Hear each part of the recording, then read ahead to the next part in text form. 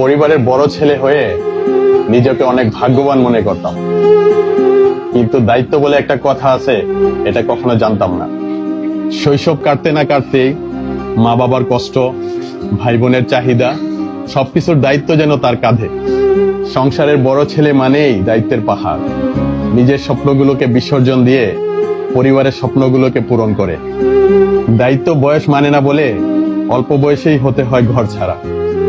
বড় ছেলেদের জীবনে কোনো শখ রাখতে নেই, তাদের জীবনটা কেটে যায় স্যাক্রিফাইস করতে করতে। সবার আগে পরিবারের দায়িত্ব, নিজের ইচ্ছেগুলো থাকে শেষ প্রান্তে। সংসারের বড় ছেলে সবার দায়িত্বগুলোই কাঁধে নেয়, কিন্তু তার কষ্টগুলো কেউ ভাগ করে নেয় না। পরিবারের বড় ছেলে যতই ত্যাগ স্বীকার করুক, তার পরিশ্রমগুলো অনেক সময় অবহেলার আড়ালেই হারিয়ে যায়।